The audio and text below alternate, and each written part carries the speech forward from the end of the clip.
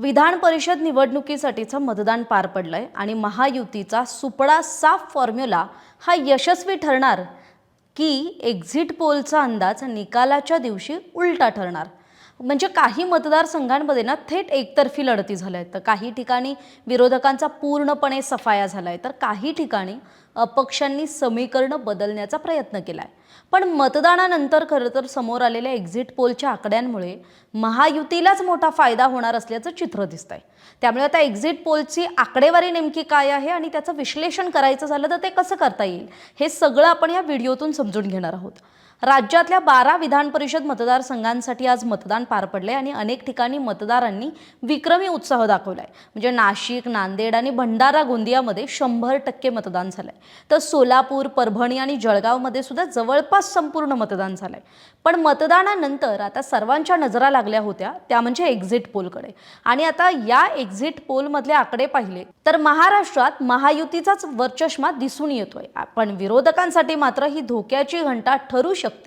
त्यामुळे भाजपचा सर्वाधिक दबदबा जर असेल असं जर आपण सांगत असू तर एक्झिट पोल काय म्हणतोय तेही समजून घ्यायला हवं। एक्झिट पोलनुसार अमरावती, भंडारा गोंदिया, नागपूर, संभाजीनगर जालना, धाराशिव, लातूर, बीड हा एक मतदारसंघ, नांदेड, जळगाव, सांगली, सातारा विधान परिषद आणि सोलापूर विधान परिषद या मतदारसंघांमध्ये खरं तर भाजपचे उमेदवार हे आघाडीवर असल्याचा एक्झिट पोलचा अंदाज आहे। विशेष म्हणजे काही ठिकाणी विजयाची आघाडी इतकी मोठी दिसते की विरोधी उमेदवारांना दुप्पट किंवा तिप्पट मतांनी मागे टाकलं जाऊ शकतं असा एक्झिट पोलचा अंदाज आहे। नागपूरमध्ये राजीव पोद्दार, धाराशिव, लातूर, बीडमध्ये बसवराज पाटील, सांगली, साताऱ्यात धैर्यशील कदम, सोलापुरात राजेंद्र राऊत यांना स्पष्ट आघाडी मिळण्याचा अंदाज वर्तवण्यात आला आहे। आता हे आपण भाजपच्या बद्दल सांगितलं, पण याच एक्झिट पोलचा दुसरा एक मुद्दा आहे, तो म्हणजे शिंदेंची शिवसेना सुद्धा 2 जागांवर आघाडीवर आहे असं एक्झिट पोल सांगत आहे। म्हणजे एक्झिट पोलनुसार परभणी हिंगोलीची जागा आणि नाशिक विधान परिषदेची जागा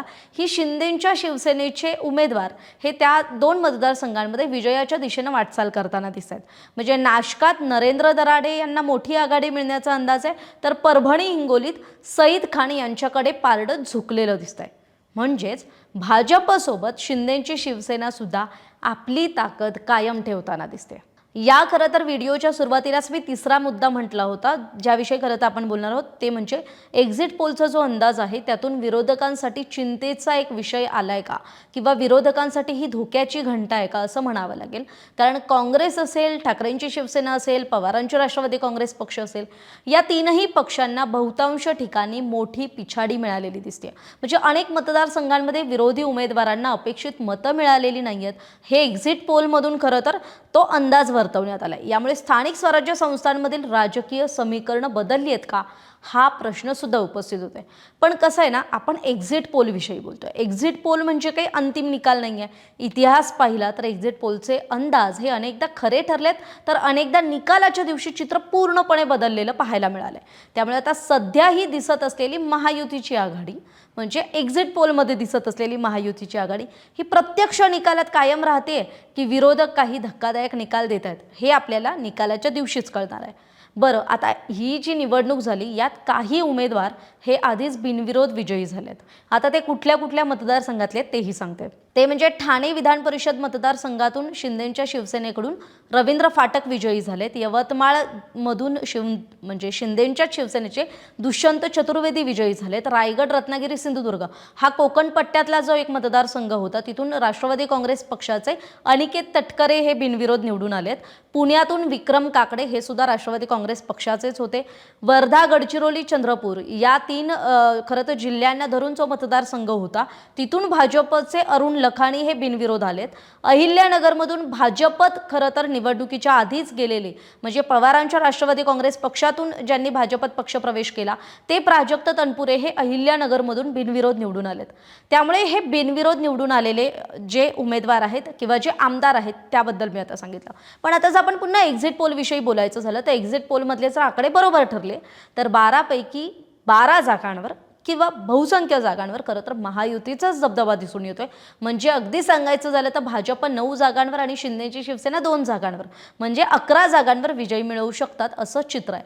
आता याचा थेट परिणाम आगामी निवडणुकांवर कसा होतोय हे बघावं लागेल। दुसरीकडे विरोधी पक्षासाठी मात्र ही आत्मपरीक्षणाची वेळ आहे हे नक्की।